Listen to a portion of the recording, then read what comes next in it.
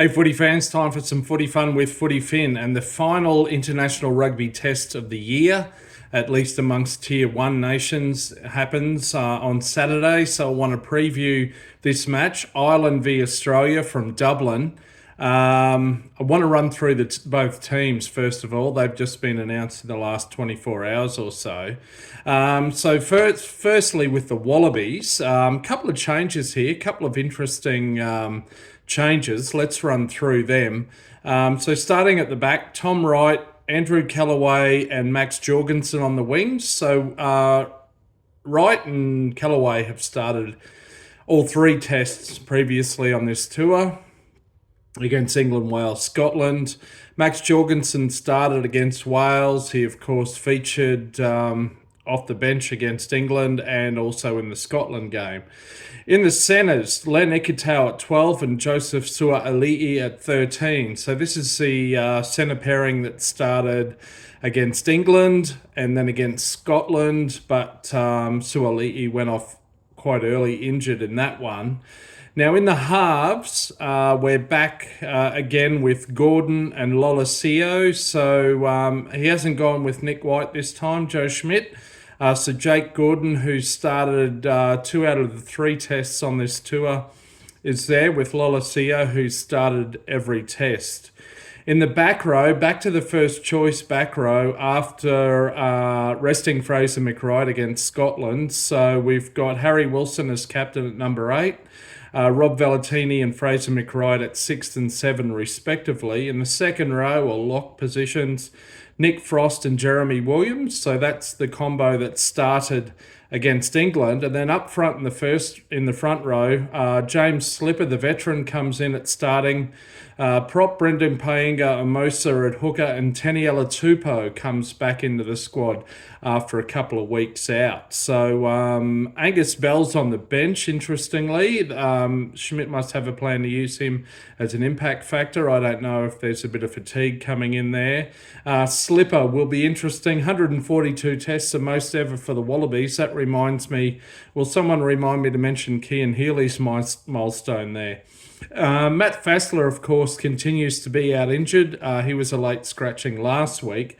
That hurt the Wallabies in the line-out. So we really need Brandon Paenga Mosa to be more accurate in the line-outs.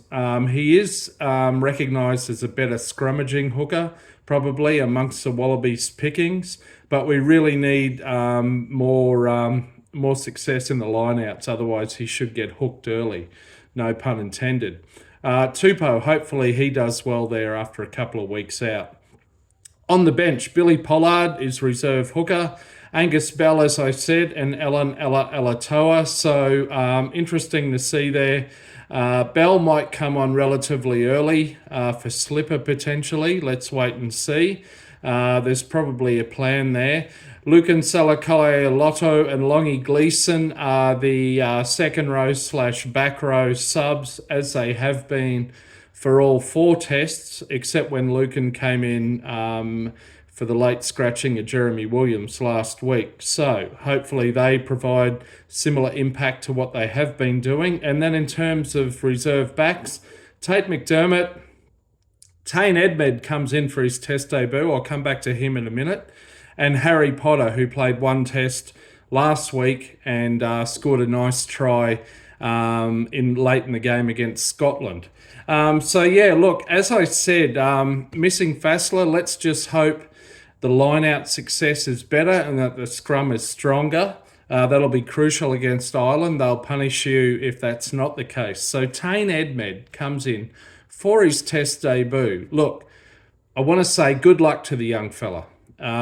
So he's a young, early 20s, has played fly half for the New South Wales Waratahs. His father played NRL, incidentally, for the Tigers Club. A young ranger, I love a ranger. I'm related to some of them, so don't worry about that. But look, interesting choice as to where to debut a young man. Now, I will say about Tane Edmed, obviously I trust Joe Schmidt's judgment, yeah.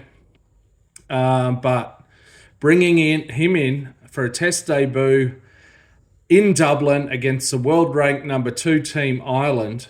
I don't know, because if you look at his 2024, he's played for the Waratahs. They've won two games out of 14, finished bottom of the Super Rugby table.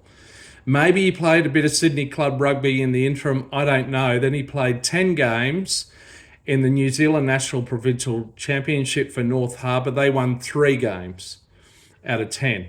So basically, in terms of professional rugby, first-class rugby this year, Tane Edmed has had 5 wins from 24. That's a win rate of around about 20%. And you bring him in for a test debut against Ireland and Dublin, I'm just not sure. But I do trust Joe Schmidt's judgment. Ben Donaldson is out of the equation now. I'm not sure about that and how he'll respond to that. But look, let's wait and see. Anyway, let's look at the Ireland team now. A very strong team. Of course, they were beaten by New Zealand at home. They've had wins over Argentina and Fiji since then. So starting at the back, Hugo Keenan, Aussie-born Australian under-20 representative Mac Hansen, Robbie Henshaw and Bundy Aki in the centres. Bundy Aki, New Zealand-born James Lowe on the wing. Sam Prendergast, a young 21-year-old who made his test debut last week against Fiji, is given a start. New Zealand-born Jamison Gibson-Park at scrum half. Now up front, Caelan Doris, captain at number 8, Josh van der Fleer and Tyke Byrne as breakaways, 7 and 6 respectively.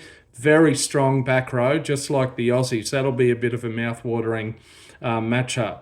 James Ryan and Joe McCarthy in the second row in the lock positions, very strong.